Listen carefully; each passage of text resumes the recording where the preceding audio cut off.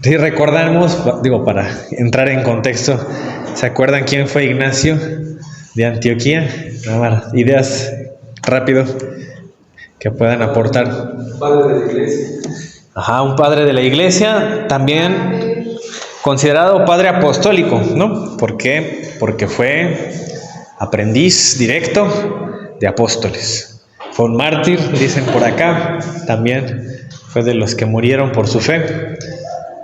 ¿Qué más podemos decir? Venía de Antioquía, una ciudad de las primeras en cristianizarse, y aparte, según Eusebio de Cesarea, era el hombre más célebre de su tiempo, de todos los cristianos, para que no vengan a decir que estamos estudiando cualquier persona, porque hay veces que nos dicen, ay, pero él solo es una opinión más de tantísimos cristianos que había. No, no era cualquier cristiano, era el más célebre de todos. Aparte era un líder, era obispo, y por lo que escribe en sus cartas se ve que él tenía autoridad en esas iglesias, ¿vale? Entonces representa muy bien la cristiandad de ese tiempo. Y comenzamos diciendo que tiene varias cartas que hizo durante su camino a Roma, cuando iba a ser martirizado. Y escribió a 6 iglesias, son 7 cartas, pero escribió a 6 iglesias, y una carta es para un compañero, obispo también, de Esmirna, que se llamaba Policarpo.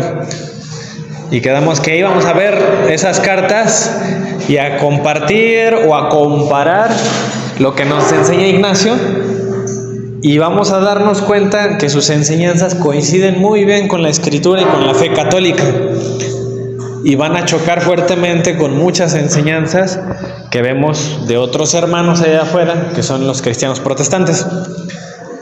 Entonces, también eso nos ayuda a ver que la fe de la Iglesia Católica se ha mantenido, al menos la parte esencial siempre se ha mantenido, y la fe que dicen los hermanos protestantes tener, que supuestamente es de los primeros cristianos y que ellos vinieron a restaurar lo que se perdió, no es así.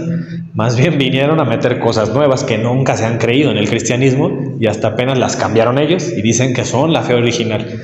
Pero gracias al testimonio de Ignacio y de muchos otros que vamos a ver, los descendientes de los apóstoles creían lo que nosotros creíamos, y más bien se ha mantenido la fe. Y a través de engaños, el maligno siempre ha querido hacerle creer a esa gente que ellos sí traen la verdad, cuando no traen la verdad. ¿Vale? Entonces, eso junto con muchos prejuicios doctrinales que se traen, que les hacen la mala jugada de decir, no, pues no puedo hacerme católico, no puede ser esa la verdad, porque esa es la iglesia que todo mundo ataca. Pues sí, precisamente, era lo que Jesús nos decía, que siempre iba a ser atacada su iglesia, su cuerpo. Así como a él lo atacaron, nos iba a tocar también a nosotros. Entonces, vimos los primeros capítulos, y ¿recuerdan qué doctrinas vimos, qué platicamos? ¿Qué nos enseñaba Ignacio en los primeros capítulos? O comentamos muchas cosas, pero no sé si ustedes recuerdan algo que siempre él subrayaba comúnmente en su... La obediencia al obispo. Ajá. La obediencia a la jerarquía. Vimos un poquito de todo, ¿no? Vimos, sobre todo, en todas sus cartas subraya demasiado que hay que obedecer al obispo, incluso dice como a Cristo. Como Cristo se sometía al Padre, ustedes deben someterse al obispo. Y confirmó mucho lo de la Eucaristía. Habló de la Eucaristía. La presencia real de Jesucristo en el pan y el vino. Sí, y eso que todavía no vemos las citas donde es más explícito en decir eso. Y esas son las citas más famosas de Ignacio. Así, siempre que ustedes vean videos de la conversión de pastores o de protestantes al catolicismo, casi siempre que hablan de Ignacio, y casi siempre hablan de las citas de la Eucaristía, porque ahí es donde está el centro del cristianismo. Ignacio lo dice muy claro, más claro no puede ser, y eso a ver si da tiempo de verlo hoy, porque hay unas citas interesantes de la Eucaristía en esta carta.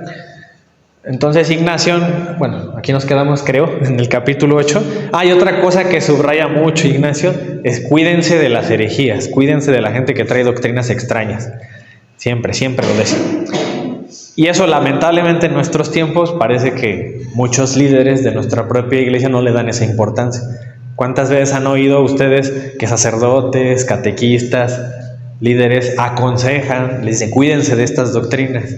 No decimos nada, como que nos hundimos en el relativismo, y si nos enteramos que por ahí hay un hermano que ya anda creyendo una cosa rara, de que no hay que tener imágenes, de que María no fue asunta al cielo, que no pudo haber sido siempre virgen, decimos, bueno, pues al menos sigue aquí con nosotros entre los católicos, y no corregimos eso. No explicamos por qué siempre ha sido virgen María, por qué fue asunta al cielo, para qué, cuál es el principio de eso, la lógica incluso de eso, ¿no?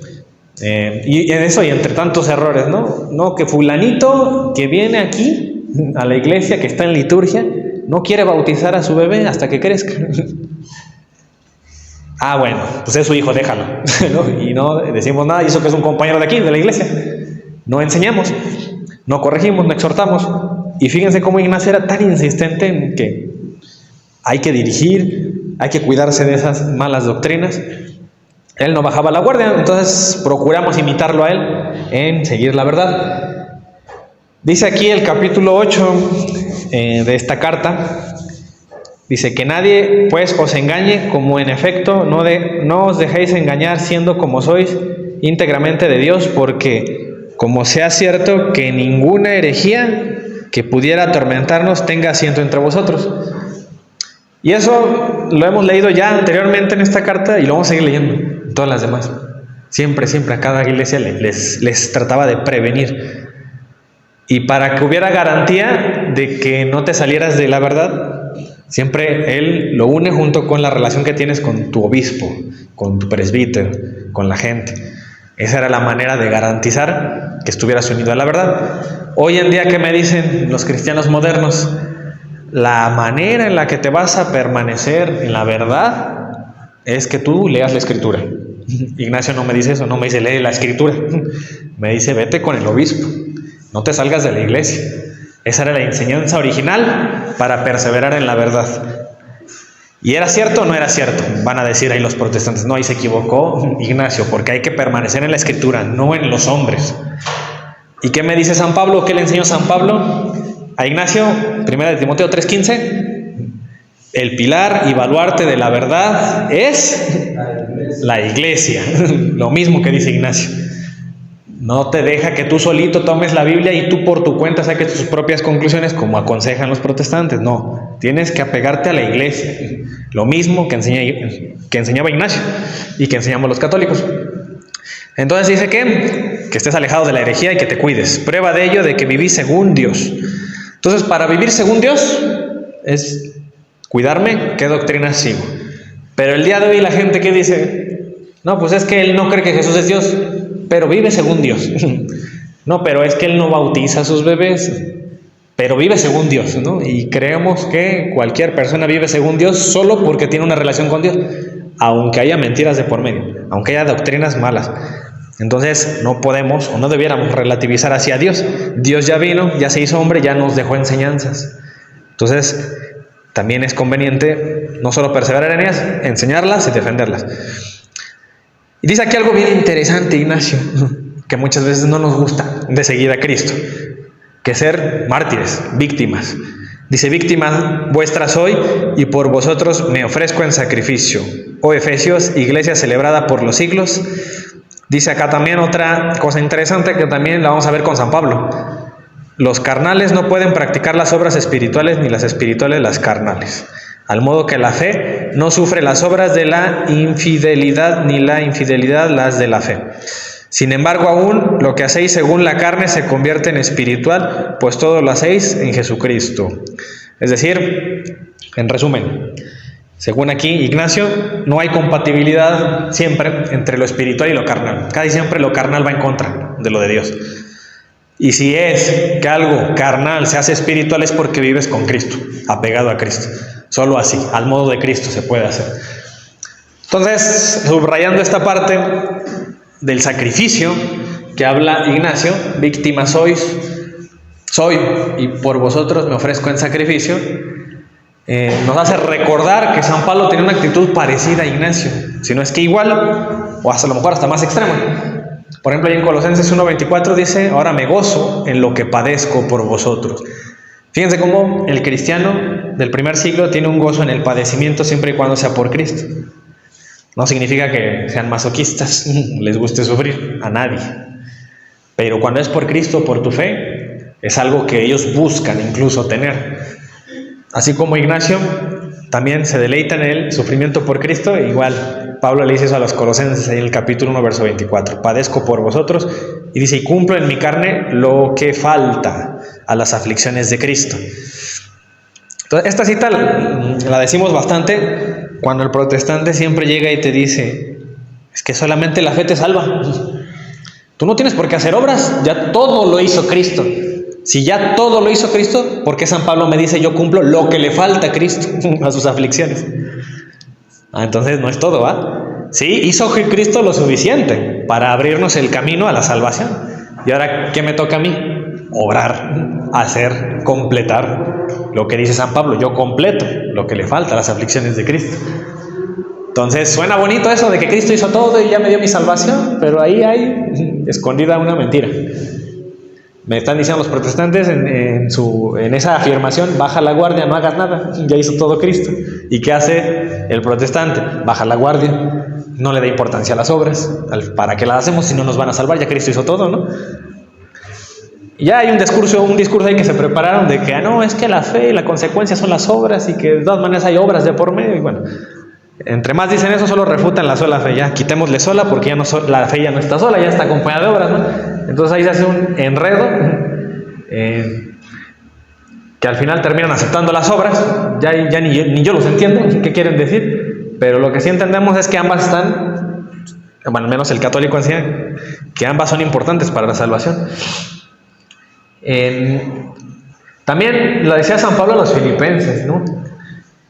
Siempre fíjense que hay una relación no separada de lo material y lo de Cristo. Hay una relación. Incluso algo del cuerpo con Cristo. Por ejemplo, en Filipenses 1:20 dice, conforme a mi anhelo y esperanza de que en nada seré avergonzado, antes bien con toda confianza, como siempre ahora también seré magnificado Cristo en mi cuerpo, o por vida o por muerte. Y no sé si recuerden que también esa cita la hablamos cuando hablamos de las reliquias, ¿no? Que la manifestación de Dios en el cuerpo de los santos. Entonces, un martirio por Cristo también era una señal de Cristo en esa persona. Y también por eso valoramos las reliquias, ¿no? Por ejemplo, las de primer grado, que son las del cuerpo de los santos, que una parte del cuerpo de alguno de ellos. Pues también por eso le damos ese valor. ¿Quién nos lo dice? Pues San Pablo. Cristo está magnificado, ¿no? Se magnifica Cristo en el cuerpo de ellos, de los santos, como Pablo. Una más, 2 de Corintios, ahí también le habla a los corintios, les dice algo parecido, en el capítulo 4, verso 10.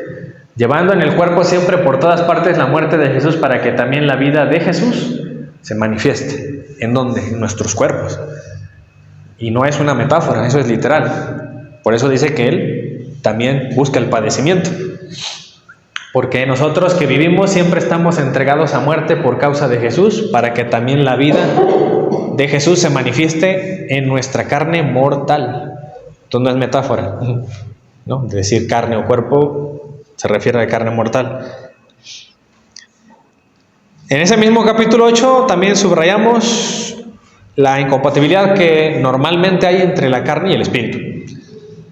Entonces, miren que al principio yo les decía, y lo vamos a seguir viendo con Ignacio, al principio había unos cristianos que se llamaban les decían los docetas. Claro, ellos no decían, hola, buenos días, somos los docetas, los invitamos a nuestra secta. Ellos no decían eso. Ellos decían, somos los verdaderos cristianos, pásenle aquí a estudiar con nosotros. Nosotros les vamos a enseñar el verdadero Cristo. No como los católicos que enseñan pura idolatría. No, ellos también se autopercibían los cristianos verdaderos. Y ellos enseñaban una confusión que ellos tenían ahí entre las cosas del espíritu y las cosas de la carne. Ellos iban al otro extremo, decían, no, es que Cristo, lo que es carnal es malo, lo espiritual es bueno. Cristo no se pudo encarnar. Él tenía una apariencia de hombre. Y cuando murió en la cruz, murió en apariencia, pero no verdaderamente padeció. Entonces, para ellos era lo espiritual lo más importante. Y enseñaban eso. Por lo tanto, ¿ustedes creen que creían en la Eucaristía? Pues porque para ellos Cristo no se hizo carne. Solo era una apariencia de carne. Entonces, cuando tú comes el pan y el vino, aunque Cristo haya dicho que si comes su carne y bebes su sangre, pues no puede ser, porque eso es en apariencia, ¿no? Entonces, Ignacio y también Juan lo ven en sus cartas, ¿sí se acuerdan? Cuando Juan empieza su evangelio, que dice, el verbo se hizo carne, Juan 1:14, que dice en sus cartas, ahí en su primera y segunda carta, insiste en que el anticristo es el que cree que Jesús no se hizo carne. Ese es el anticristo el que afirma eso. ¿Se acuerdan? ¿Por qué hay tanta insistencia de Juan en decir que Cristo se hizo carne? En el capítulo 6 de su evangelio, ¿qué dice? Todo el discurso donde Jesús afirma que Él es el pan verdadero, el que come su carne y bebe su sangre. Entonces Juan me subraya tanto eso precisamente por los docetas, porque ellos enseñaban lo contrario, que Jesús no estaba verdaderamente encarnado. Entonces miren, herejías ha habido de todo. Han atacado la naturaleza humana de Cristo, han atacado la naturaleza divina. Los arrianos decían que Jesús no era Dios. Han atacado sus voluntades, ¿no? Que tenía solo una voluntad o dos voluntades. Y de todo ha habido contra Cristo. Pero siempre ellos defendieron, ¿no? Ignacio y los descendientes de los apóstoles, pues la verdadera enseñanza o la sana doctrina. Entonces, San Pablo también me dice algo parecido a San Ignacio, aquí en Romanos 8:5, dice, por los que son de la carne piensan en las cosas de la carne, pero los que son de espíritu, en las espirituales. Porque el ocuparse de la carne es muerte, pero el ocuparse del espíritu es vida y paz, por cuanto los designios de la carne son enemistad contra Dios, porque no se sujetan a la ley de Dios, ni tampoco pueden. Es decir, si yo me dejo llevar siempre por la carne, pensemos en los pecados que tienen que ver con la carne. Por ejemplo, la gula y la lujuria. Los otros a lo mejor son más emocionales, pero la gula y la lujuria sí tienen que ver con esta cuestión. Entonces, pues ya, vendrá a nuestra mente cosas de nuestro pasado, o lo hemos visto tal vez en otras personas, que se han dejado llevar por eso, ¿no? Pensemos en el que vive el alcoholismo. Eso al final es el pecado de gula, ¿no? Pero por bebida, no por comida. Entonces terminan incurriendo en ese pecado. ¿Qué dice ahí San Pablo? Que normalmente la gente que se deja llevar siempre por los placeres de la carne, los lleva a la muerte, dice. Y los que viven según la carne no pueden agradar a Dios. ¿Vale? Entonces, digo, ese era el desglose que quería hacer del capítulo 8. Si ustedes quieren aportar algo, también lo pueden hacer. Y sigue insistiéndonos Ignacio ya en el capítulo 9. He conocido algunos que venían en su camino de ahí y llevaban mala doctrina. Otra vez me vuelvo a recordar que hay gente que enseña cosas que no son correctas. A quienes no consentisteis, que la sembraban entre vosotros, tapándonos los oídos a fin de no recibir lo sembrado por ellos. Y es que sois piedras del templo del Padre. ¿Ustedes les recuerda algo estas palabras que dice? Fíjense qué analogía pone Ignacio. Sembraban entre vosotros, recibir lo que sembraban por ellos. Aquí a qué nos está remitiendo, a qué nos recuerda del Evangelio. ¿Quién nos hablaba de doctrinas como plantas, como sembrar? ¿Ustedes recuerdan qué parábolas tienen que ver con eso? Porque no nada más era una. En el Evangelio se habla. Esa es una, la del sembrador. Jesús mencionó otras 2 veces el Evangelio o lo que él enseñaba como una semilla que él dejaba, ¿no? O como algo que sembraba. Y fíjense que Ignacio tiene la misma dinámica, ¿no? Que le enseñaron los apóstoles. Por eso él menciona eso de la parte de evangelizar, independientemente de sea buena o mala doctrina, es como una semilla que tú dejas. Entonces el sembrador sí es una de las parábolas. Incluso, ¿sí se acuerdan en qué consistía esa parábola? Sí, que regó las semillas alrededor del camino. Algunas semillas quedaron entre las piedras, otras entre piedras y tierra, y algunas en tierra buena. Ajá, y luego dice Jesús, el que tenga oídos que oiga, ¿no? Y el que pueda entender. Y los apóstoles no habían entendido. ¿Qué quiere decir con eso? Yo la verdad es que por más que me lo leo, si no fuera porque Jesús después lo explicó, yo tampoco lo hubiera entendido. ¿Y eso qué tiene que ver? ¿No? Que alguien siembre, o sea, ¿qué quieres decir con eso? Y ya luego él les explica, ¿no? Que la semilla es la palabra. Y que algunos la van a captar y otros no. Nada más eso. En algunos va a haber frutos y otros no. Y eso, ¿no creen que les parece, pues no sé, ustedes si fueran Jesucristo y quieren convertir a la gente, ¿no creen que querían ser muy claros para que toda la gente entienda y pues, se hagan todos cristianos? ¿Por qué Jesús hace eso? De que algunos la van a captar y otros no, dándoles la entrada que unos no, a lo mejor nunca entiendan y pues no se salven, no les llegue el evangelio al parecer. ¿Por qué Jesús o Dios pues haría esa dinámica de que algunos sí la van a captar, otros no? Por eso les habla en parábolas. Eso miren, en detalle lo vamos a ver. Ya estoy preparando una presentación de eso para la Semana Santa, cuando hablemos del tema de la mesianidad de Jesús. También él quiso decir que era el Mesías a través de parábolas, no directamente. Y eso, una razón principal de eso es porque él quería que también la gente que está abierta y la gente que le da la entrada a la fe, ellos sí lo iban a entender, pero la gente cerrada de corazón, ellos se les iba a dificultar. Y la verdad es que, ¿recuerdan lo que le decía el rico Epulón a Abraham? Mándales a su familia, ¿no? Ajá, y eso que les recuerda. Eso que Jesús, ¿qué te está diciendo? Que ni aunque veas un muerto que se vuelve a la vida, algunos aún así no van a creer. Entonces, las parábolas o los cuentos, por así decirlo, hablando de género literario, ¿no? Como cuento, no quiero decir que despectivamente nos contaban, es que a veces decimos, ¿no? O sea, un cuento es como una mentira que te dijeron. No, literalmente, el género literario como cuento es como una fábula, una parábola. Jesús la usaba también a modo de enseñanza, pero la gente abierta de corazón sí lo iba a entender y lo iba a seguir. Pero la gente que no, ni aunque un muerto resucite, ¿no? Y efectivamente, Jesús resucita y no todos creyeron. Y Jesús hasta se les aparece y a lo mejor ni así todos creyeron. Entonces va a haber gente así. ¿Y la hay en estos tiempos? Sí. ¿No? ¿Qué nos exigen los protestantes? Versículos, se los mostramos. ¿Qué nos dicen? Historia, se la mostramos. Está Ignacio, los testimonios. Milagros, están los milagros eucarísticos. Y ni así creen. Ni aunque resucite San Pablo y les vuelva a explicar sus cartas, van a creer, ¿no? Yo creo que también Jesús predicaba y quiso predicar en parábolas por el contexto del que vivía, ¿no? O sea, no les iba a predicar tan intelectualmente, ¿no? Sino con ejemplos cotidianos que ellos pudieran entender, ¿no? Sí. Eso le ayudó mucho. También no les iba a enseñar teología sistemática, ¿va?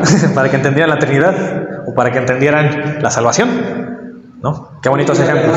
Además las parábolas o las metáforas se pueden aplicar a un tiempo o a otro, ¿no?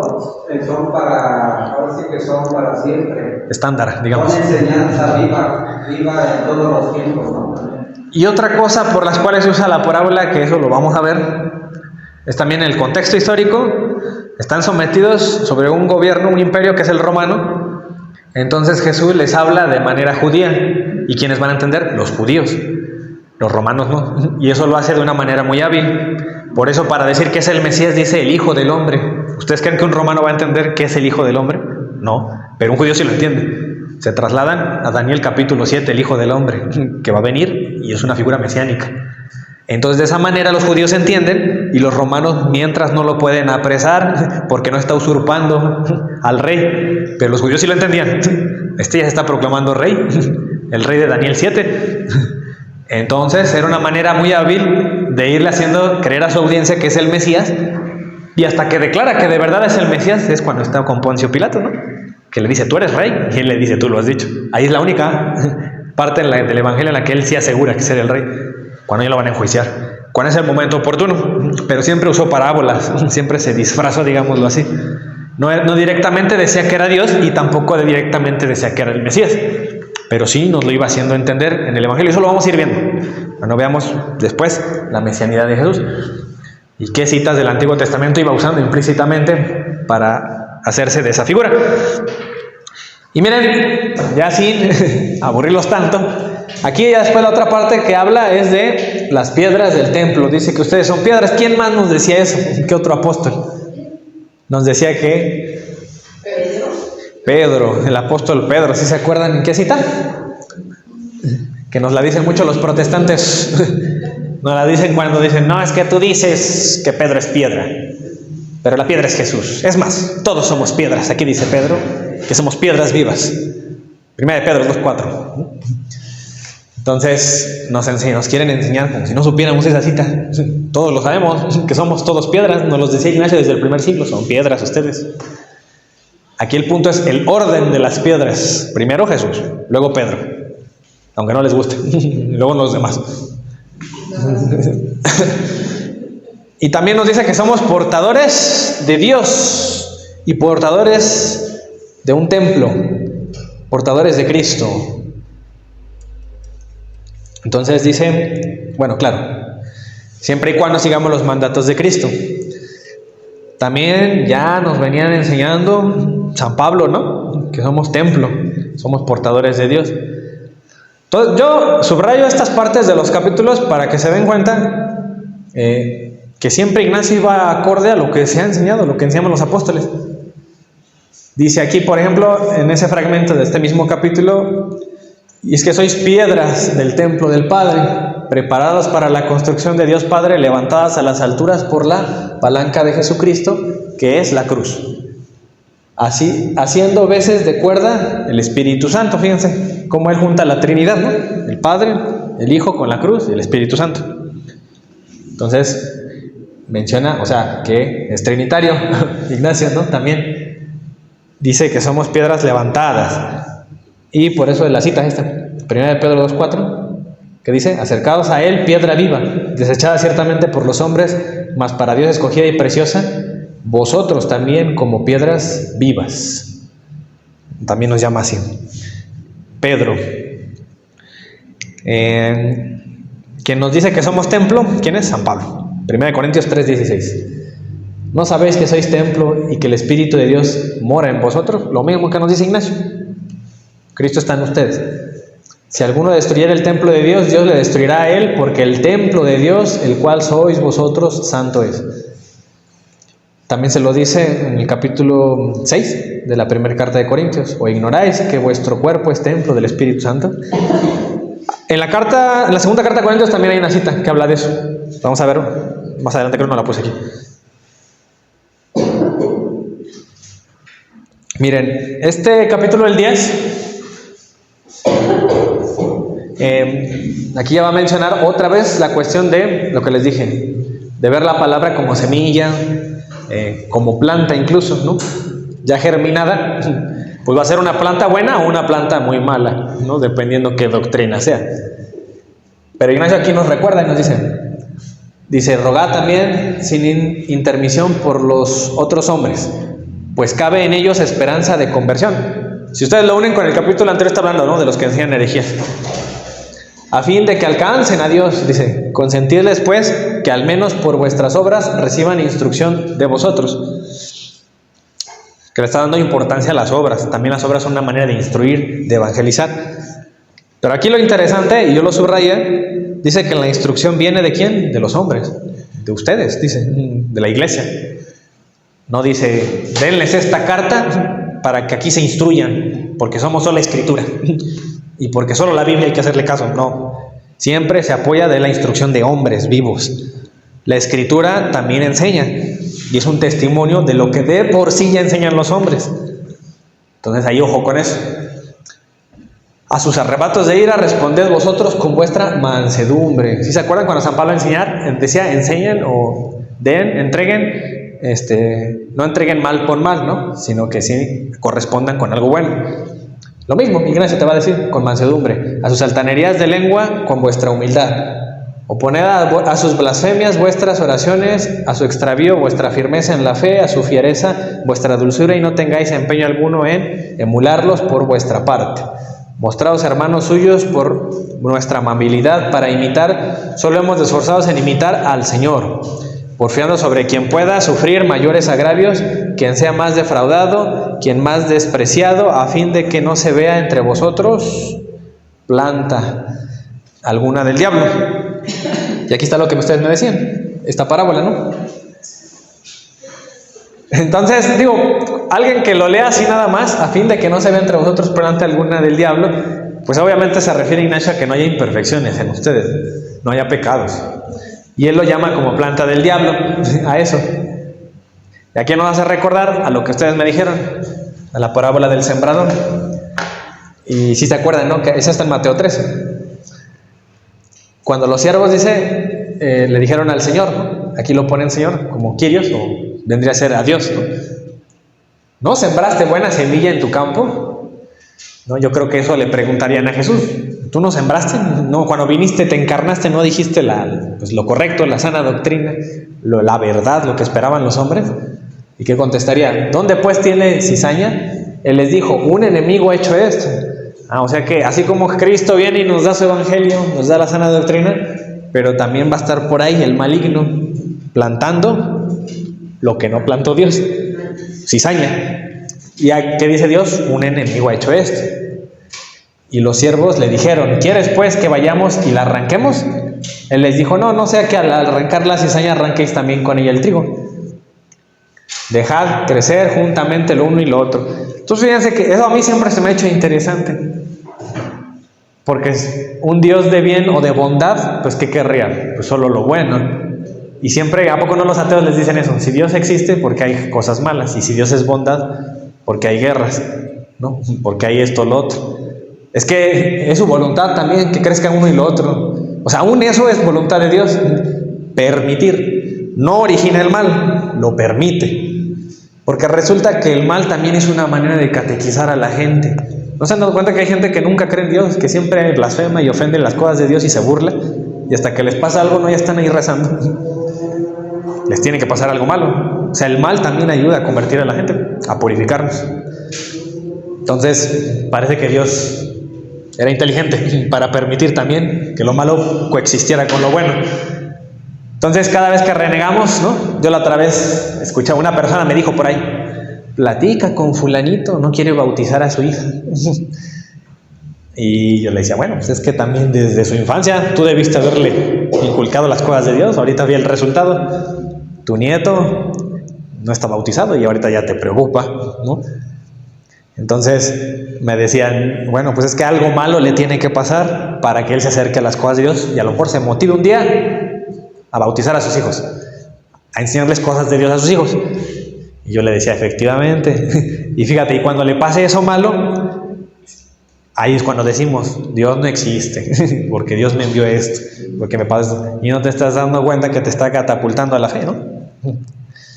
Entonces ahí ahora el malo es Dios, ¿no? Porque permitió el mal. Entonces no, y es la única manera en la que a veces nos convertimos. Y lo digo por todo, ¿no? No nada más lo digo por los que estamos de este lado. Hay veces que caminamos en la fe católica de una manera también, no de la mejor, de la manera más firme. Tal vez no somos los más convertidos, los más perseverantes, pero solamente hasta que el pecado demuestra su verdadera cara es cuando decimos, ahora sí me voy a confesar, ahora sí voy a dejar este hábito, ¿no?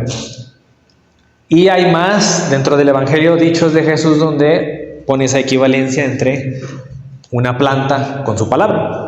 Por ejemplo, en Mateo 15 también dice, ¿no? Entonces acérquense, sus discípulos le dijeron, ¿sabes que los fariseos se ofendieron cuando oyeron esta palabra? Eso también me hace más interesante, porque hay veces que por decir la verdad, aunque la digas de una manera pues amable, respetuosa, de una manera sincera, la gente no quiere que la digas porque se vayan a ofender. ¿Ustedes creen que a Jesús le importaba ofender a la gente? ¿Por qué creen que les dicen eso a sus apóstoles? ¿Sabes que los fariseos se ofendieron cuando oyeron esta palabra?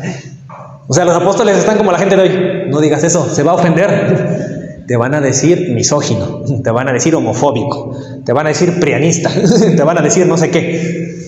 Y entonces Jesús, ¿qué les dice?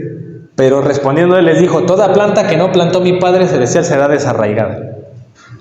Entonces, claro, la gente que está en la mentira, enseñando lo incorrecto, en ellos se sembró algo que no viene del Padre, una planta. Lo mismo que dice Ignacio, ¿no? Que no se vea una planta de ustedes del diablo. En Lucas 8:11 dice, esta es pues la parábola, la semilla es la palabra de Dios. Bueno, ese es me parece que es el paralelo. Ahí solo les está afirmando, ¿no? En la parte de la parábola del sembrador, que eso es la semilla. Por lo tanto, eso va a ser la planta, algo que no es de Dios, si es una mala doctrina. Allá en el capítulo 11 de la carta, dice Ignacio, estamos en los tiempos postreros. Avergoncémonos por fin y temamos la paciencia de Dios, no sea que se convierta en condenación nuestra, porque una de dos, o hemos de tener la ira venidera o amar la gracia presente. Solo una cosa importa, que nos hallemos en Jesucristo para el verdadero vivir. Fuera de Él, nada diga con vosotros. Fuera de aquel, digo, por quien yo llevo por donde quiera mis cadenas, perlas espirituales preciosas con las que ojalá me sea concedido resucitar por mérito de vuestra oración. ¿No les parece interesante eso? ¿Sí? Pueda resucitar por mérito de vuestra oración. Entonces, esas cosas no se les pueden pasar. Siempre que lean, ya sea la historia, los versículos, ustedes pónganse los lentes católicos y protestantes. Aquí un protestante no diría eso, diría por mérito de Cristo, como mérito de la oración. Ah, bueno, es que el católico enseña las dos cosas. Sí es por Cristo, pero también apoya la oración. Y aunque Ignacio esté muerto, podemos orar por él. Cosa que un protestante jamás haría, ¿verdad? También. Nunca oran por los muertos, dicen que ya están muertos.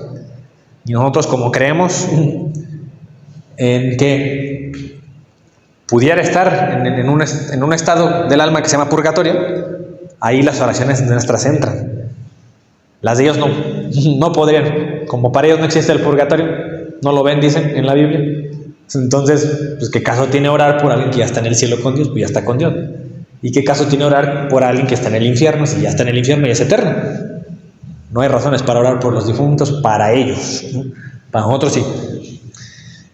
Dice, de esta deseo yo ser siempre partícipe a fin de hallarme en la herencia de los efesios. Cristianos que estuvieron en todo tiempo acordes a la Biblia. No, acordes con los apóstoles por la virtud de Jesucristo. Van a decir los protestantes, no, yo también soy de acorde a los apóstoles porque leo las cartas de los apóstoles. Y creen que eso es ser apostólico. No, en la iglesia primitiva ser apostólico era seguir sus enseñanzas, no importaba si eran por carta o por viva voz, eso ya lo hablamos. ¿No? Y eso lo pueden ver ahí en la carta a los tesalonicenses. Lo vamos a ver ahorita. Que así era la manera en la que se transmitía la enseñanza. Entonces, nada más subrayé esta última parte que se aprendía directamente de los apóstoles. Cómo enseña el libro de Hechos. Por ejemplo, hay un capítulo 2, verso 42, que dice, y perseveraban, no dice perseveraban en la Biblia, no, en la doctrina de los apóstoles. Van a decir, sí, Diego, pero es que ahí en ese tiempo estaban vivos los apóstoles. No, pues no había Biblia. Ellos sí podían aprender directamente de los apóstoles vivos. Y nosotros aprendemos directamente de los apóstoles a través de sus cartas. ¿Ves? También somos apostólicos. Vamos a ver si es cierto. Dice, en la comunión unos con otros, en el partimiento del pan y en las oraciones. Dice acá, la cita de los tesalonicenses, por lo cual también nosotros sin cesar damos gracias a Dios de que cuando recibiste la palabra de Dios que oíste, de nosotros la recibiste. ¿Cómo qué? ¿Como palabra de hombres? No, sino según, como palabra de Dios, dice. Según en verdad, la palabra de Dios. Entonces, en la iglesia primitiva, palabra de Dios sí era lo escrito de los apóstoles, pero también lo que oíste, lo que se transmitió verbalmente. ¿Vale? Ya después vamos a ver, no hemos visto ese tema, pero ya con detalle también lo voy a preparar, que es el de la sola escritura y la tradición. Y vamos a ver que la misma escritura te manda una tradición oral. Tienes que salir también de la Biblia a escuchar esa tradición que se está transmitiendo. Y la misma Biblia te lo manda, los apóstoles te hablan de una tradición verbal. Entonces ahí con calma lo iremos viendo y vamos a ver todos los versículos que tienen que ver con esta. Miren aquí, en el capítulo 12, hay una mención bien interesante. Bueno, a mí se me hace interesante porque dice que hay que honrar a un santo, a una persona importante. Cosa que va muy acorde a los católicos. ¿Cuántas veces? No, hasta ahí, en el calendario tenemos un día de tantos ejemplos que ha habido en la fe para honrar a algún santo. ¿no? Y tenemos en el calendario. Incluso hasta les ponemos el nombre a nuestros hijos. Si cayó el 13 de noviembre, día de San Diego de Alcalá, le vamos a poner Diego, ¿no? Y así le pusieron a mi papá, ese día nació. Ya después me pusieron a mí así porque soy su hijo, ¿no? Pero tiene un origen esa costumbre también en los santos, porque ese día se le va a honrar. Se le honra tanto que al templo fulanito le pusimos Santa Catalina de Siena, por la santa, ¿no? Así se llama el templo, para honrarle. Le dan un día festivo, se le puede poner su nombre a los templos, a algunas capillas, ¿no? ¿Por qué? Porque se merecen esa honra. Bueno, pues aquí Ignacio me dice que alguien más también merece honra. Dice, yo sé quién soy, y a quienes escribo. Yo soy un condenado de muerte, vosotros habéis alcanzado misericordia, yo estoy expuesto a peligro, vosotros sobre seguro. Sois estación de paso para los que por la muerte son levantados. Adiós, compañeros en divina iniciación de Pablo. Menciona aquí a Pablo, a San Pablo, el que fue santificado, ¿no? Se hizo santo. Dice, el que fue atestiguado, el que merece, se le proclame bienaventurado, ¿no? Pero no está eso en la Escritura. Bueno, pero los cristianos del primer siglo acostumbraban eso, a que se le merezcan canonizar, en otras palabras, estar en una lista, en un canon de gente bienaventurada, cuyas huellas ojalá se me concediera a mí seguir cuando alcance a Dios, al que finalmente en toda carta suya hace mención de vosotros a Jesucristo. Entonces está hablando de las cartas de Pablo, ¿vale? Ahí.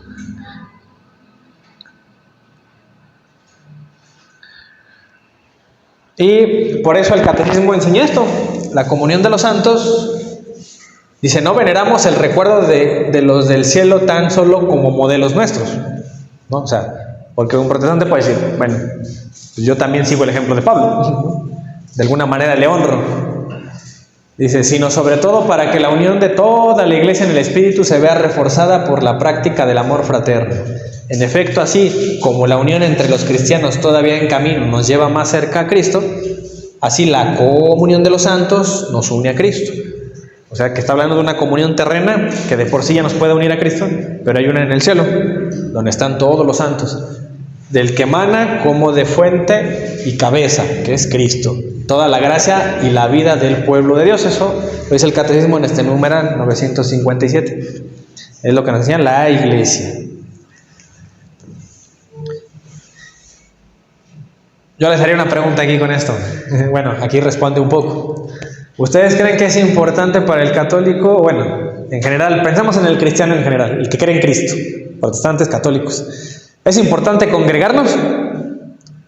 ¿Ustedes como católicos qué dirían? Sí. ¿Por qué? Porque va a haber quien les diga. Yo una vez escuché una entrevista que estaban haciendo el día de la Inmaculada Concepción a gente que estaba afuera de una catedral en Argentina y les preguntaban, ¿sabes qué día es hoy? Y algunos sabían, ¿no? Otros no. No, es que es el día de la Inmaculada. Y es que allá en Argentina me parece que ese día no hay clases, no hay labores. Se da el día, porque es un país católico.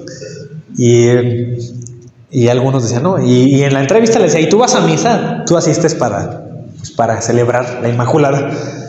Y una persona, me acuerdo mucho de su respuesta, dijo, no, yo no voy a misa, porque digo, yo casi no asisto a las cosas de la iglesia, porque yo creo que hay cosas pues más importantes, ¿no? Como ser un buen ser humano, ayudar a los pobres.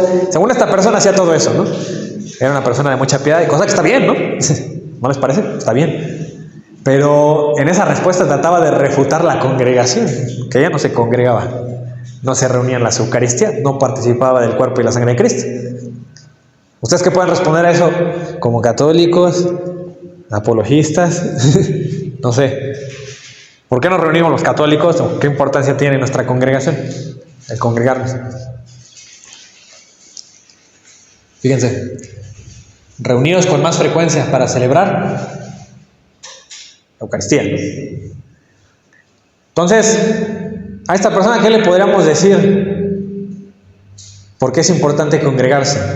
Importantísimo porque, bueno, Jesucristo instituyó la última cena, el sacrificio único que debemos de hacer los cristianos, y precisamente ahí entramos en comunión, ¿sí? Todas las personas terrenales y las personas y la iglesia triunfante, iglesia militante e iglesia triunfante, unidos en comunión, para también de alguna forma ayudar a la iglesia purgante.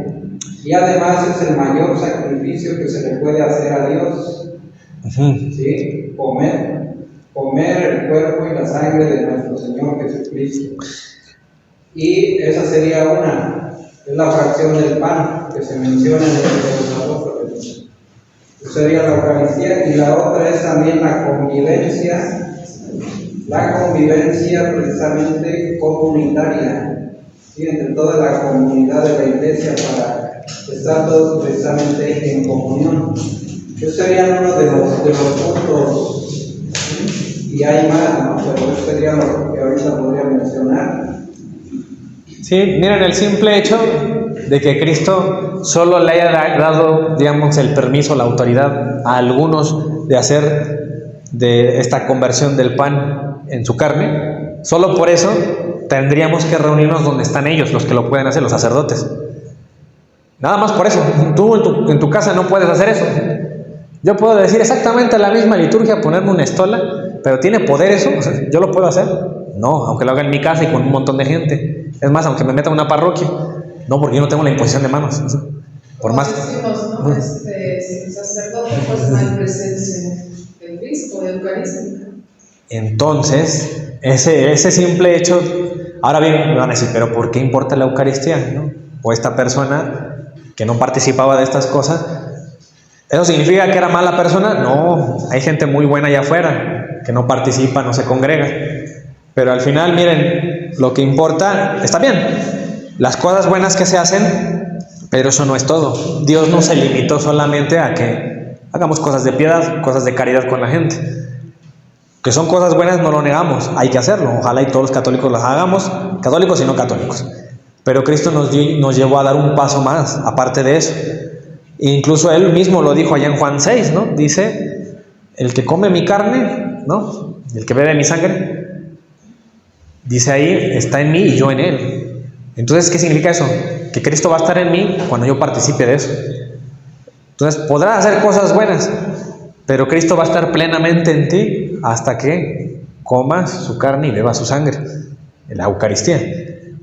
Entonces, si hay un católico por ahí que le pudiera decir eso, pues, estaría bueno, ¿no? Ojalá y lo tuvieran muy firme, muy presente, que doctrinalmente al final nos congregamos para eso, para la fracción del pan. Lo leímos hace rato en Hechos, ¿no? En el libro de Hechos, que se reunían para la congregación, la fragmentación del pan. Entonces, esa es la razón por la cual nos congregamos.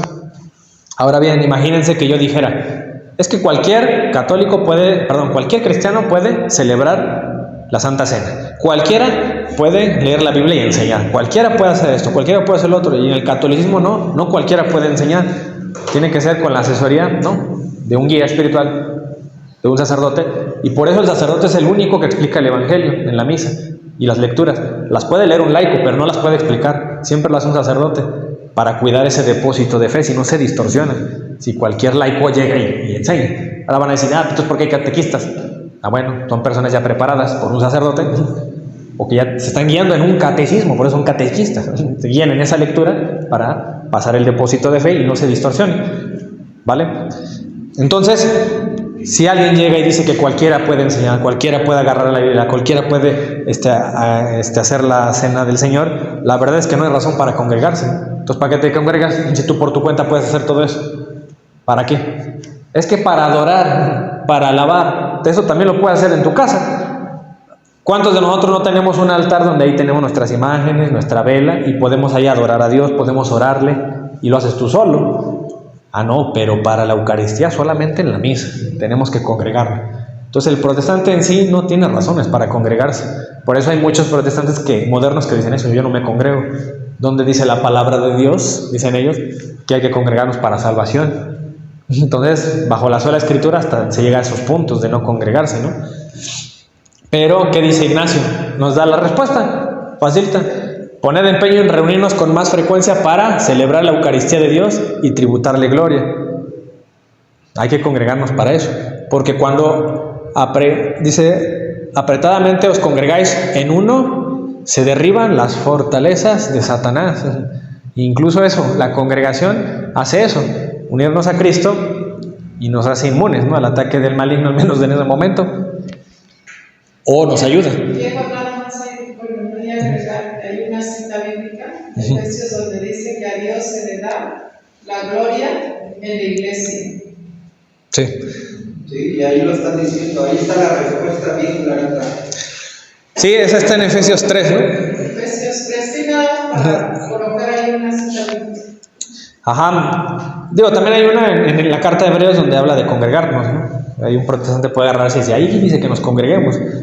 Pues sí, pero no dice que es para salvación, no dice que es indispensable, que es una doctrina esencial. O sea, cualquier otro protestante puede rebatir eso y decir, es que no dice que es para salvación, dice que es esencial. Entonces, pues no hay problema si me congrego de vez en cuando, nunca, casi nunca. Entonces, es el problema de la sola escritura, pero pues bueno, nosotros por tradición siempre hemos enseñado esto, que es la Eucaristía, que dice, el mismo Jesucristo dijo que si lo comemos y lo bebemos, tenemos vida eterna. Entonces ya hay un vínculo entre salvación, vida eterna con Él, con la fracción del pan. Por eso hay que congregarnos donde están esas personas que pueden hacer esa fracción del pan o la transustanciación. Entonces, cuando aquí habla de reunirnos y habla de Eucaristía, por eso nos hace recordar, por ejemplo, hay fundamento, esto lo hacían los cristianos, de reunirse para la Eucaristía, así como dice Ignacio, sí, Hechos 27, dice el primer día de la semana, reunidos los discípulos, ¿para qué? Para partir el pan. Dice Hechos 2:42, lo que les leí hace rato, perseveraban en la doctrina de apóstoles, en la comunión unos con otros, se congregaban, significa esto, y en el partimiento del pan y en las oraciones, lo que es lo mismo que esta es la importancia, comunión unos con otros. Qué comunidad. Y ahí también dice el primer día de la semana, es el domingo, cosa que nuestros hermanos separados dicen que es el sábado. Ajá, algunos van a sostener, aunque son minoría, pero sí hay algunos que todavía dicen que el día de Dios es el sábado, ¿no? Miren, eso lo vamos a ver. Hay una carta especial de Ignacio donde él dice eso. Dice, nos congregamos ya no el sábado, ahora el domingo en el nuevo orden. Lo menciona como un antiguo orden el anterior. Sí, bueno, pero los hermanos separados dicen que es su santo, nada más porque lo dice él, no. Ahí lo estamos viendo en la cita, Hechos de los Apóstoles, dice el primer día de la semana. Sí, hay nada más que va a haber sus detalles, ¿no? Ellos sí lo leen y lo saben, pero dicen, pero ahí nunca dicen que ese es el día santo. Así te dicen, como no lo dicen, entonces, pues es un día más, nada más que se congregaron para partir el pan. Es más, te dicen, el partimiento del pan significa que comieron, no es Eucaristía. Entonces, miren, pues sí, es que si tú omites toda la historia, para ti la fracción del pan, pues es una comidita, para ti el primer día de la semana no necesariamente es el día santo de Dios. Pues si ya omitiste toda la historia, estás todo completamente desconectado de lo que fue el cristianismo, pues nada más te importa lo que tú lees ahorita en el 2026, ¿sí? Lo que tú entiendes. Pero bueno, cuando ya conoces de cristianismo verdaderamente, te das cuenta que lo que significa cada cosa, que ese día significa el día santo, que ese día, el partimiento del pan es la Eucaristía, ¿no? Esta es la cita de Hebreos que les decía, Hebreos 10:25. No dejando de congregarnos, como algunos tienen por costumbre, sino exhortados, y tanto más cuanto veis que aquel día se acerca. Entonces aquí Pablo nada más, bueno, el autor de Hebreos te invita a congregarte. No especifica por qué, ¿no? Pero sí habla de que hay exhortaciones dentro de esa congregación. Pero pues bueno, por tradición sabemos bien a qué se refiere todo esto. Y también, ¿no les ha pasado que dicen esto algunos hermanos no católicos? Dicen en Mateo 18:19, otra vez os digo que si dos de vosotros se pusieren de acuerdo en la tierra acerca de cualquier cosa que pidieren, les será hecho por mi Padre que está en los cielos. Si tú oras y te pones de acuerdo con otra persona, Dios lo va a cumplir. Eso dice Jesús. ¿Lo creemos? Sí, lo creemos. Me gusta más cómo lo dice San Juan en su carta, en su primera carta. Dice ahí no me acuerdo exactamente el versículo, pero dice que lo mismo, que si pedimos a Dios nos lo va a cumplir, pero Él agrega, conforme a su voluntad. Es decir, sí puedes pedir lo que tú quieras siempre y cuando vaya conforme a su voluntad, lo va a cumplir. Y conforme a su tiempo, ¿no? Obviamente, si es algo que te va a hacer daño y tú le estás pidiendo eso, pues no te lo va a conceder. Pues, Dios es un padre que ama a sus hijos, no les va a dar lo peor, ¿no? Ni lo malo. Pero en esto es cierto. Y si tú ves el contexto de esta cita, también Jesús lo dice conforme a su voluntad cuando dice en mi nombre, ¿no? Cuando lo haces conforme a Dios manda. Entonces, hay veces que hay gente que dice, no, es que yo no me congrego porque donde están 2 o 3 congregados en mi nombre, ahí está Él. O sea, no tengo que pertenecer a una iglesia, con que yo esté con una persona más, pero ¿en qué contexto dice? Donde 2 o 3 estén en mi nombre, allí estoy yo en medio de Él. Lo dice en un contexto de oración. Entonces, sí está bien, sí estamos de acuerdo, para orar, donde estén 2 o más, está con mayor fuerza Dios. Si todos piden, ¿no? Por el mismo objetivo, claro. Hasta en uno solo. Pero ahí lo que entendemos por congregarnos es diferente, ¿no? Entre católicos y protestantes. Para el católico es la Eucaristía, es la oración, hay más cosas dentro de la congregación. Pero para el protestante parece que solo entienden que solo hay que reunirnos para orar, ¿no? Y leer la Biblia, dar nuestra opinión de lo que entendemos de la Biblia, y para ellos ya esa fue su asamblea, su iglesia, ¿no? Entonces, pero históricamente no era así. O sea, bueno, era así una parte de la reunión, pero no era toda la reunión. Falta la Eucaristía. Es que sí celebramos la Santa Cena, sí, pero no es Eucaristía, no es lo que queremos, ¿no? O sea, al final solo es una representación la de ustedes, y para nosotros es el centro del culto, del culmen, ¿no? Y la vida cristiana. Entonces, fíjense acá, en el capítulo 14, continúa Ignacio diciendo: nada de todo eso os oculta a vosotros, como tengáis en grado acabado para con Jesucristo, aquella fe y caridad que son principio y término de la vida.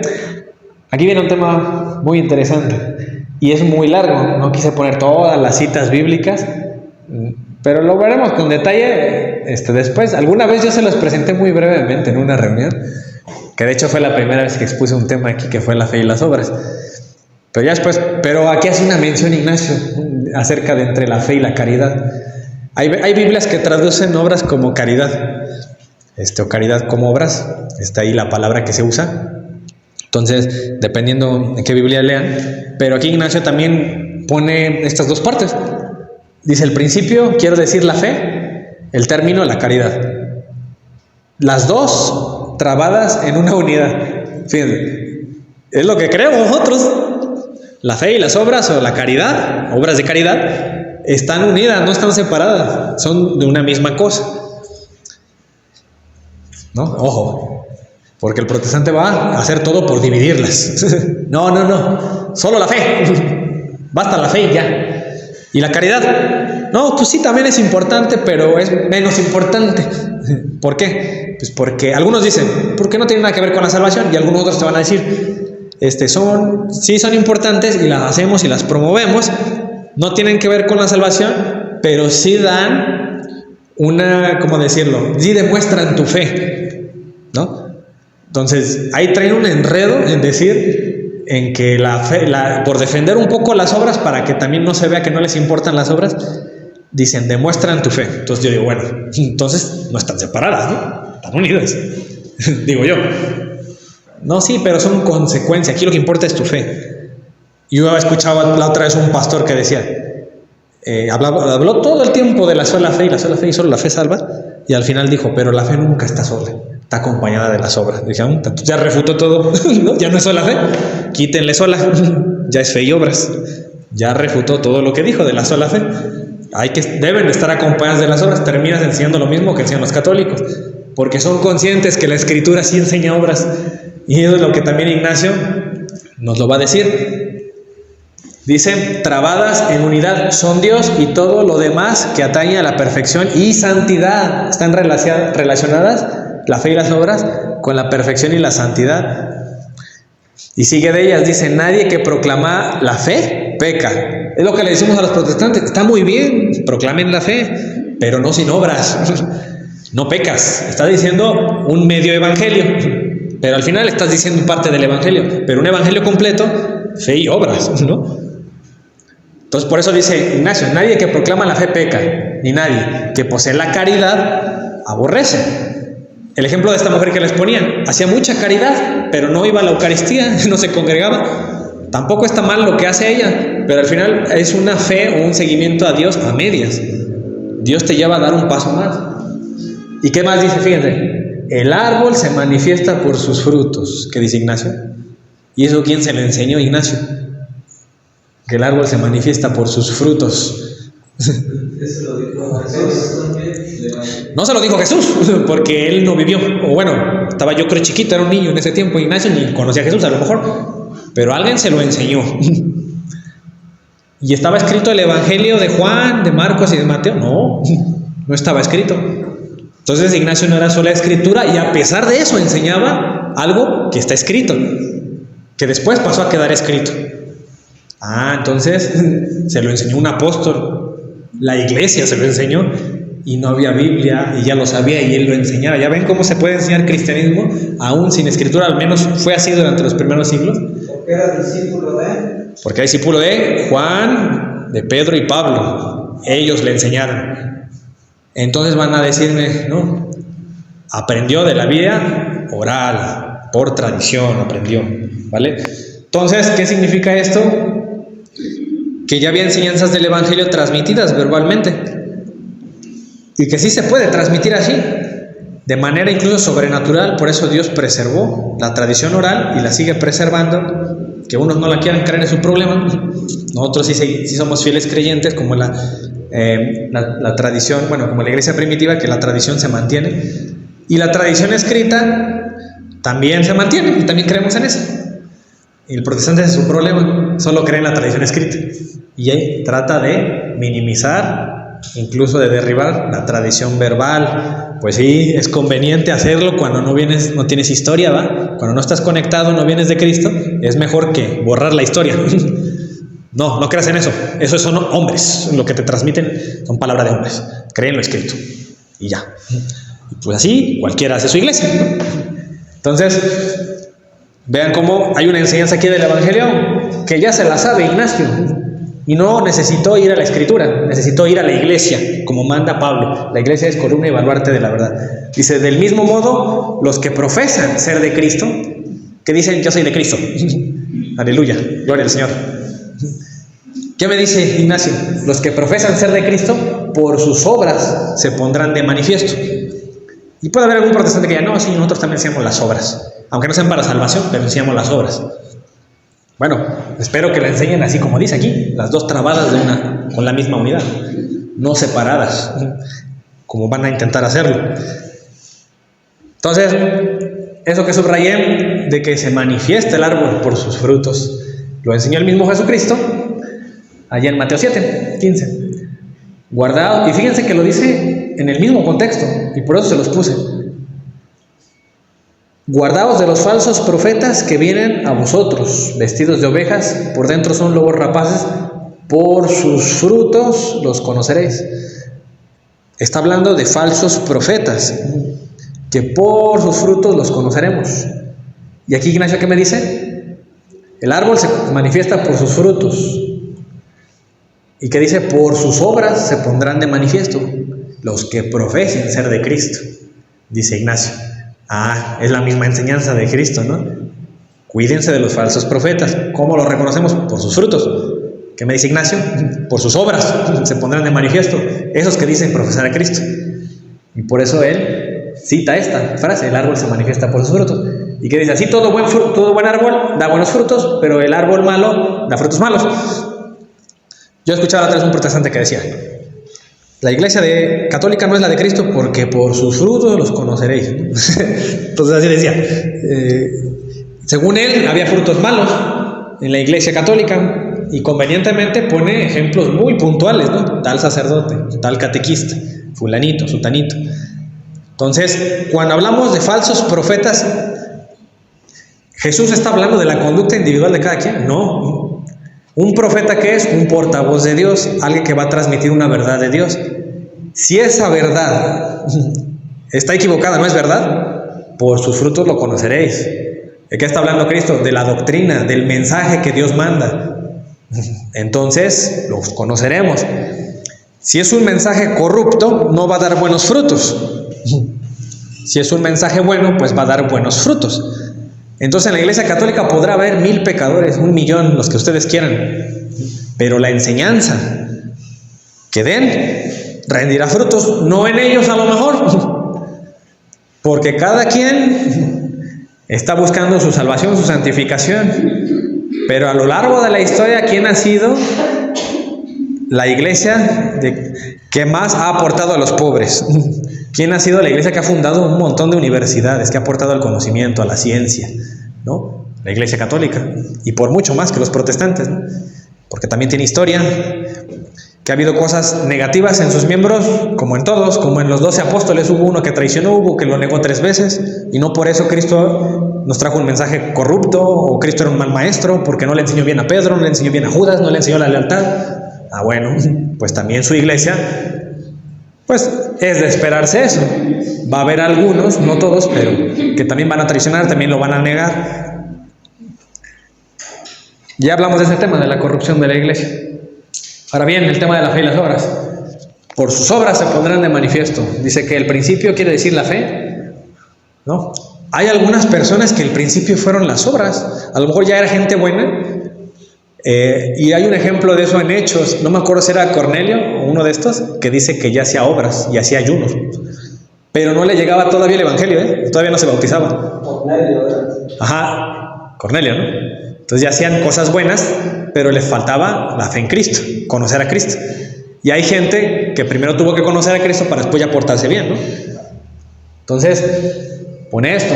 Para el caso de los efesios, muy probablemente el principio fue la fe. Ya eran hijos de cristianos.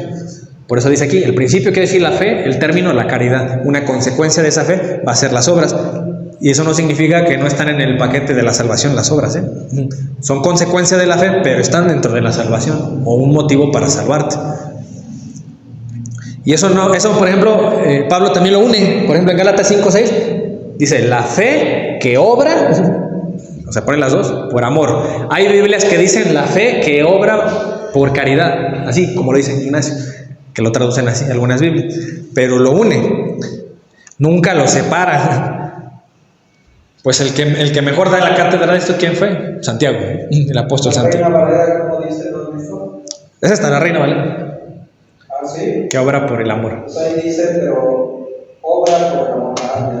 Creo que es la católica la que dice que obra por caridad. Santiago 2:14, ¿qué nos dice? Hermanos míos. Que dicho de paso también, por eso, recuerdan que Martín Lutero cuando divide la iglesia y dice que solo hay que creer en la Escritura, y él es el que establece que la salvación solo es por fe. Ya había gente que decía eso, ¿no?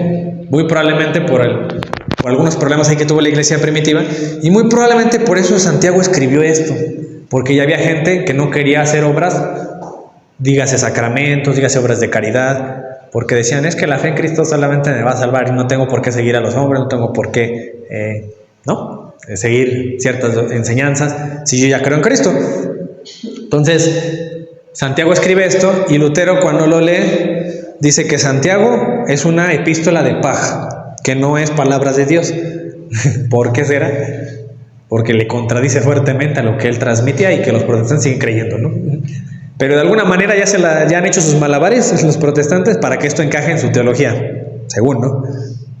Para mí no encaja en nada. A ver, un protestante me dice, solo la fe salva. A ver, ¿qué entienden ustedes? Solo la fe salva. Y aquí, ¿qué me dice Santiago? No solamente la fe salva. A ver, solamente la fe salva. Y Santiago, no solamente la fe te salva. ¿Ustedes creen que ahí cabe? ¿Que se puede enseñar eso? Pues no cabe en la teología protestante. Entonces, ¿por qué cargan la epístola de Santiago? ¿Y por qué la enseñan a su modo? ¿Y cómo pueden engañar a pesar de que dice no solamente la fe salva? No entiendo cómo pueden seguir en el protestantismo si ven estas contradicciones. No, pero es que aquí Santiago habla y empiezan a hacer dicotomías de una fe, y nosotros sí enseñamos las obras, pero son consecuencias de la fe y por eso no están solas. Y bueno, sí, pero al final estás contradiciendo, ¿no? La fe no está sola. Esa carta es deuterocanónica, ¿no? Bueno, Lutero intentó quitarla, pero al final no lo hizo, no lo dejaron ni siquiera. Santiago se quedó como parte del canon y los protestantes la tienen, ¿no? Dentro de su Biblia, que dicen tanto defender, que dicen que eso hay que aprender, que por eso no se hicieron católicos, porque ellos sí leyeron la Biblia. Entonces, pero bueno, estas son de las cosas que más tumban sus... Pues, y eso, lo malo es que esa es la doctrina que los soporta a ellos, la sola escritura y la sola fe. Por eso salieron de la iglesia, porque supuestamente solamente la fe los salvaba. Porque dice aquí, ¿de qué aprovechará, dice Santiago, si alguno dice que tiene fe y no tiene obras? ¿De qué? ¿Qué les aprovecha? ¿De qué les sirve? ¿Podría la fe salvarle? Es lo que nos preguntamos todos. El protestante que dice, sí, solo la fe salva. ¿Y Santiago qué les dice? Pero alguno dirá, tú tienes fe y yo tengo obras, muéstrame tu fe sin tus obras y yo te mostraré mi fe por mis obras. ¿Tú crees que Dios es uno? Bien haces, también los demonios creen. Que yo creo en Cristo, es mi Señor. Solo fe. Pues sí, igual que los demonios. Solamente, sí, también creen ellos y tiemblan. Mas quieres saber, hombre vano, que la fe sin obras está muerta. Entonces dice, vosotros veis pues que el hombre es justificado por las obras y no solamente por la fe, justificado por las obras. Y lo leen, siguen creyendo en la sola fe. Y miren, ya con esto acabo. Dice acá lo mismo. ¿Soy yo el que lo dice? No, pónganle ustedes, no le quieren creer a Santiago. Eliminemos a Santiago de la Biblia. ¿Le creerán a Cristo? Mateo 7:21. No todo el que me dice Señor, Señor entrará en el reino de los cielos, sino el que hace la voluntad, obras. La voluntad de mi Padre está en los cielos. ¿Qué más dice Jesús? ¿Por qué me llamáis Señor, Señor y no hacéis lo que yo digo? Obras, hagan. Todo aquel que viene en mí y oye mis palabras, las hace. No nada más las crees, las haces. Mateo 24. Mas el que persevere hasta el final, este será salvo. Hay una salvación. Y habla de un perseverar. Va a decir un protestante, sí, perseverar en la fe, en la sola fe. Vamos a ver si es cierto con todo lo que hemos dicho. Y si quitamos a Santiago, también habrá que quitar a Pablo. Ahí en Romanos 2:5, ¿qué dice? Habla de un juicio de salvación o condenación. Pero al final hay que enjuiciar, ¿no? Entonces fíjense. Pero por tu dureza y por tu corazón no arrepentido, atesorarás por ti mismo ira para el día de la ira y de la revelación del justo juicio de Dios, el cual pagará a cada uno conforme a su fe, a su sola fe. No, a sus obras. Entonces la salvación sí tiene que ver con obras. Sí es cierto, Pablo enseña la salvación por fe, qué bueno. Dice Ignacio de Antioquía, no peca el que enseña fe, está bien. Pero también enseñó obras por salvación, juicio. Enseñó las dos. Y no nada más se lo dijo a los romanos, se los dijo a los corintios. Que cuando estemos en el tribunal de Cristo, 2 Corintios 5:10, en el tribunal de Cristo, ¿qué les suena? Cuando se va a definir si eres salvo o no eres salvo. Para que cada uno reciba según la fe, no, según lo que haya hecho, obras.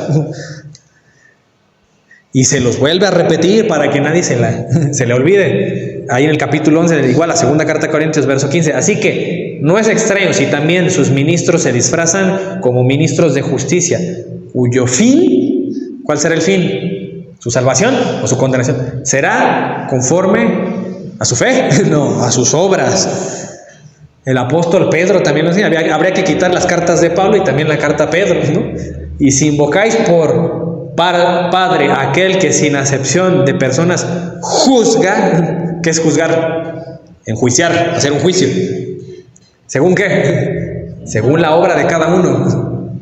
Obras, las obras importan para la salvación y para tu juicio. Apocalipsis 20:12.